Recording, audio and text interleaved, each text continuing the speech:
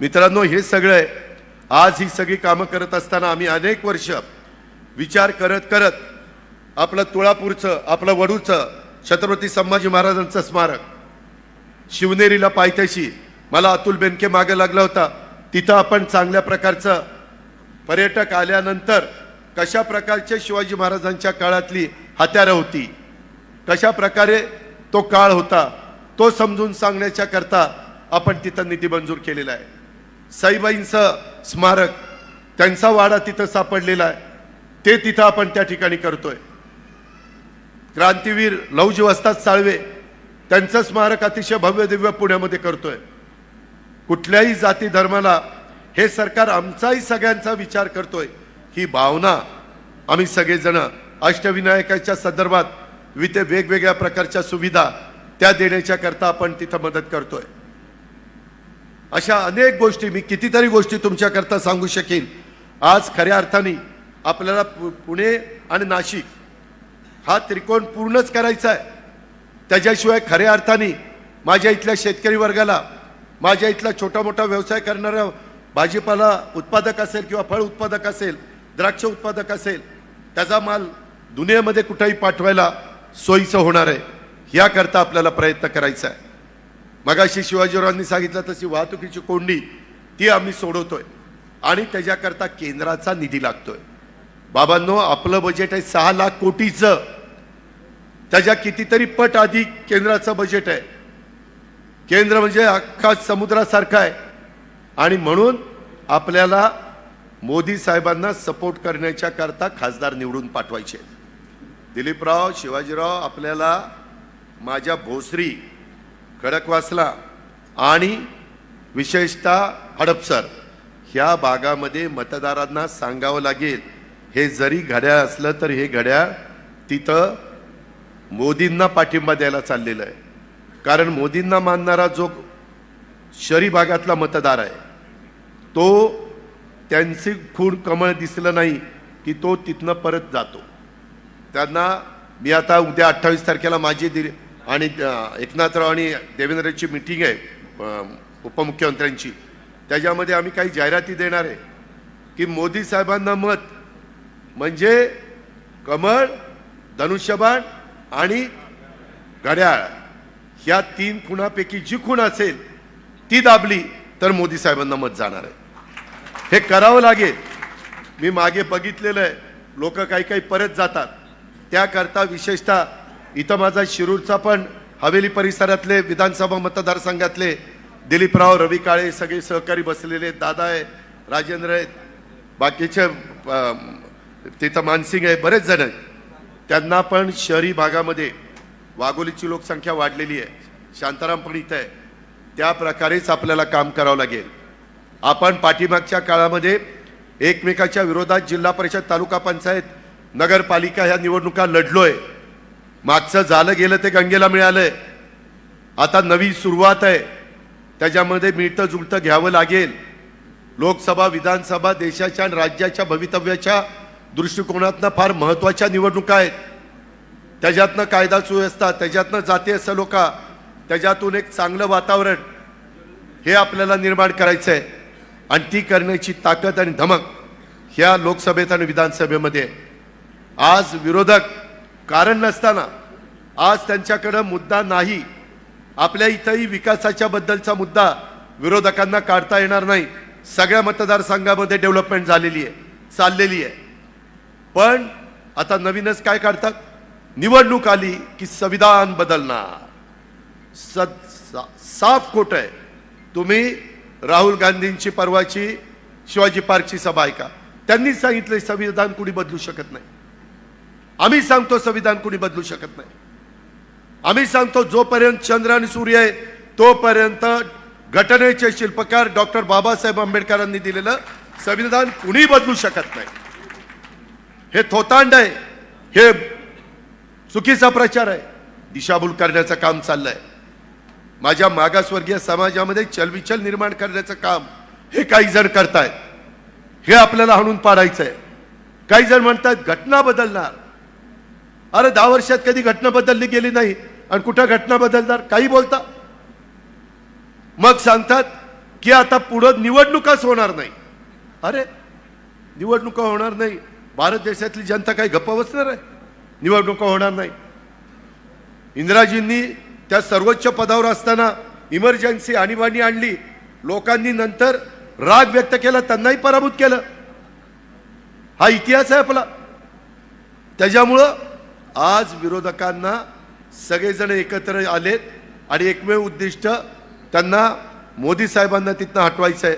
वास्तविक देवेगौडा एकेकाळी पंतप्रधान होते, त्यांनी मोदी साहेबांना पाठिंबा दिलेला आहे. नितीश कुमार, मला आठवतंय गेल्या टर्मला मोदी साहेबांच्या समोर विरोधी पक्षाचे उमेदवार म्हणून त्यांचं नाव घेतलं जात होतं, त्यांनी मोदी साहेबांना पाठिंबा दिला आहे. आम्ही देखील सगळ्यांनी मिळून पाठिंबा दिलेला आहे. आम्ही चूक केलेली नाही, विकासाच्या मागे आम्ही गेलोय. आम्ही विचारधारा सोडलेली नाहीये. शिवशाहू फुले आंबेडकरांची विचारधारा हीच आमची विचारधारा आहे. त्याच्यामध्ये कुठं तसोभर देखील आम्ही कॉम्प्रोमाइज केलेलं नाहीये. पण शेवटी राज्याचं भलं झालं पाहिजे, देशाचा विकास झाला पाहिजे. देशाची अर्थव्यवस्था 5व्या क्रमांकावर आहे जगात, ती 3ऱ्या क्रमांकावर आणायची आहे. $5 ट्रिलियन ही अर्थव्यवस्था गाठायची आहे. त्याच्याकरता प्रचंड काम करावं लागणार आहे, प्रचंड विकास करावा लागणार आहे. हे सगळं आज नवी संसद केली का, तर आमच्या महिला तिथं आल्या, 200-250 महिला वाढल्या, संसदेची संख्या 800 पर्यंत गेली, तर त्यांना बसायला जागा नको का? उद्याची 50 वर्ष डोळ्यासमोर ठेवून आखणी चाललेली आहे. चंद्रयान, आपण तिथं चंद्रावर गेलो, सगळ्या बाबतीमध्ये प्रगती चाललेली आहे. आज आजूबाजूची राष्ट्र वाकड्या नजरेने बघत नाहीत. मागच्या वेळेस पुलवामामध्ये पहाटेच जाऊन त्यांच्यावर बॉम्बार्डिंग केलं, परत पाकिस्तान जी गबगार पडलाय ती गबगारच पडलाय. कारण मजबूत नेता असावा लागतो. आज तुमचा आंबेगाव तालुक्याचा विकास का झाला? दिलीप वळसे पाटलांच्या सारखा मजबूत नेता तुम्हाला मिळाला म्हणून विकास झाला.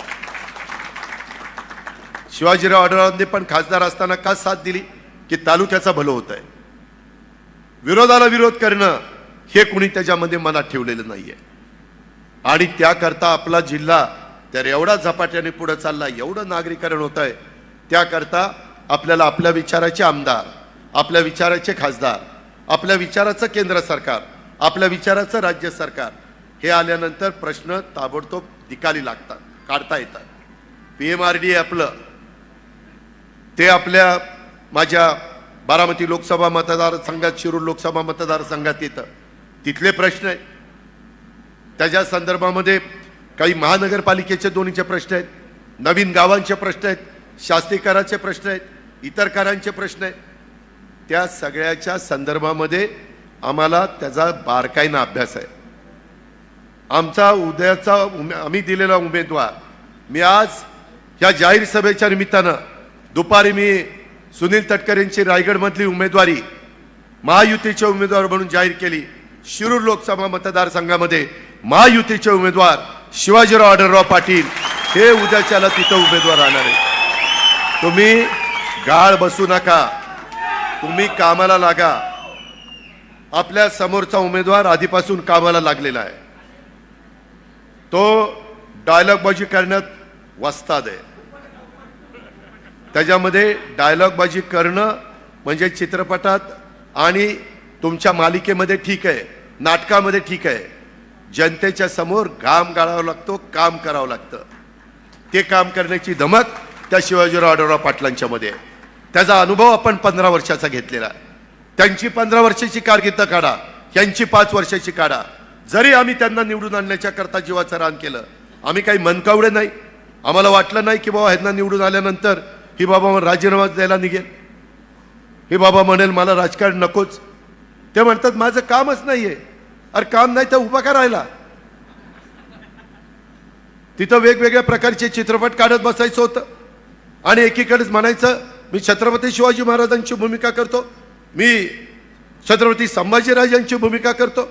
अहो 2022ला why I killed Mahatma Gandhi, तुम्ही नथुराम गोडसेची भूमिका केली ना. हे कसं काय केलं? हे पटलं का तुम्हाला? तुम्ही ती भूमिका केलेली सांगता, ही भूमिका केलेली सांगा. बघू काँग्रेसवाले तुमचा प्रचार करतायत का? आणि जर तुम्हाला वेगवेगळ्या भूमिकाच करायच्या आणि जनतेचे प्रश्न सोडवायचे नाही, जनतेच्या करता उपलब्धच राहायचं नाही, सकाळ दुपार संध्याकाळ, पूर्वी आम्ही 91ला आमदार झालो, खासदार झालो, त्यावेळेस किती खासदारकीचे 7.5 लाख 8 लाखाचा मतदारसंघ असायचा, 7.5 लाखच किंवा 8 लाख. आताचे मतदारसंघ झालेत 25 लाखाचे. उलट लोक आता जास्त ऍक्टिव्ह झालीत. Social media, print media, electronic media, कुठं काय खटकलं की लगेच कळतंय. लोक जागृत झालेले आहेत. अशा सगळ्याच्या बाबतीमध्ये सतत तुम्हाला उपलब्ध राहणारा खासदार पाहिजे. ते खासदार उद्याचे शिवाजीराव आढळराव पाटील होऊ शकतात. या पद्धतीनं माझी तर आंबेगावकरांना विनंती आहे, जो ज्या तालुक्यातला खासदार असतो, उमेदवार असतो, त्या तालुक्यांनी कमीत कमी त्या उमेदवाराला 1 लाखाचं मताधिक्य दिलं पाहिजे. 1 लाखाचं. ही पद्धत असते. आज दिलीपराव, शिवाजीराव सगळेच जण एकत्र आलेले. त्यांच्या जोडीला तिथं भारतीय जनता पक्ष पण आहे, त्याच्या जोडीला आठवले साहेबांचा पक्ष आहे, रासप महादेव जानकरांचा पक्ष आहे, सचिन थोरातांचा पक्ष आहे, कवाडांचा पक्ष आहे, सदा खोतांचा पक्ष आहे. अनेकांनी एकत्र येऊन ही महायुती केलेली आहे. आणि ह्या सगळ्यांचं मिळून आपल्याला उद्याच्याला प्रचार करायचा आहे. त्याच्यामुळं अजिबात गाळ बसता कामा नये. आता काही पहिल्यासारखं मगाशी दाखले काहींनी दिले तसं खासदारकीला एक, आमदारकीला एक असं नाही. आता दोन्हीकडेच आपल्याला घड्याळ चालवायचं आहे. त्याच्यामुळं एकतर्फी मतदान झालं पाहिजे, मताची टक्केवारी वाढली पाहिजे, बूथ वाईज काम झालं पाहिजे. तुम्ही बाकीचं उगीच मी उठायचं आणि दुसऱ्याच गावात जायचं. अरे तुला कोण तिथं विचारते? तुझं गाव बघ ना बाबा, पहिलं गाव बघ, तुझा वॉर्ड बघ, तुझी भावकी बरोबर आहे का बघ. मला तर भावकीमुळे फार अनुभव आला. तुझी त्याच्यामध्ये हे बघावं लागतंय तर पुढचं सगळं जमतंय. हा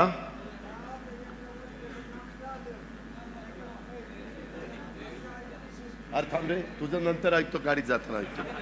त्याच्यामध्ये मी खोटंच नाही सांगत. बऱ्याचदा गावचे सरपंच पण आपण नसतो आणि जाऊन सांगतो इकडं मतदान करा, तिकडं मतदान करा, आणि गावातला सरपंच दुसऱ्याच बाजूचा असतो. लोक म्हणतात तुझं गाव आहे का रे, तुझ्या बरोबर आलाय आम्हाला सांगायला, अमकं करा तमकं करा. त्याच्यामुळं जे नगरपालिकेत काम करतात, जे महानगरपालिकेत काम करतात, त्यांनी त्यांचा वॉर्ड प्रभाग सांभाळावा. जे माझ्या ग्रामपंचायतीत काम करतात त्यांनी त्यांचा वॉर्ड सांभाळावा. जे प्रमुख तालुक्याचे नेते असतील, जिल्ह्याचे नेते असतील, राज्याचे नेते असतील, ते त्यांचा प्रचार वेगवेगळ्या पद्धतीनं करतील. वेगवेगळ्या वक्त्यांच्या सभा ह्या कशा टाकायच्या त्याबद्दलची पण आखणी व्यवस्थितपणे त्या बाबतीमध्ये केली जाईल. बोलताना गाव पातळीवर देखील घोंगडी बैठका किंवा काही करत असताना, आदिवासी भागात जात असताना सगळीकडं काही लोकांनी काही वेगळं मत व्यक्त केलं तर ऐकून घ्या, त्याला समजावून सांगा की बाबा नाही रे, असं असं आहे, आपण ह्याच्यातनं असा मार्ग काढतोय. मार्ग काढण्याची धमक आणि ताकद महायुतीमध्येच आहे आणि केंद्रामध्ये NDA सरकारमध्येच आहे, मोदी साहेबांच्या मध्येच आहे. हा विश्वास त्यांना त्या ठिकाणी द्या आणि त्या पद्धतीनं प्रचंड मताधिक्याने आपल्याला शिरूर लोकसभा मतदारसंघाची जागा निवडून आणायची आहे. त्यामध्ये कुठेही राग लोभ ठेवू नका. माझं नावच टाकलं नाही, माझं नाव घेतलं नाही. दादांनी 20 नावं घेतली, माझंच नाव घेतलं नाही. मी नावं घ्यायला आलेलो नाही, मी सभेत मार्गदर्शन करायला आलोय. बाकीचे पण बोलत असताना कदाचित कुणाचं काही राहील किंवा फोटो एखाद्याचा राहील, मित्रपक्षांचे वगैरे फोटो वगैरे, त्यांचा मान सन्मान ठेवून आपण पुढे गेलं पाहिजे. याबद्दल काळजी घ्या. आता तुम्ही ही सभा संपल्यानंतर लगेचच शिवाजीराव आखणी करा. आपण सारखं म्हणत होतो प्रवेश लवकर द्यायचा आणि उमेदवारी जाहीर करायची, कारण 40 दिवस बघता बघता दिवस निघून जातील. त्याच्या आधी बारामती लोकसभा मतदारसंघाची निवडणूक आहे. तिथं पाहुणे रावळे ओळखीचे कोणी असतील तर तिथं पण घड्याळाला मतदान करायला सांगा.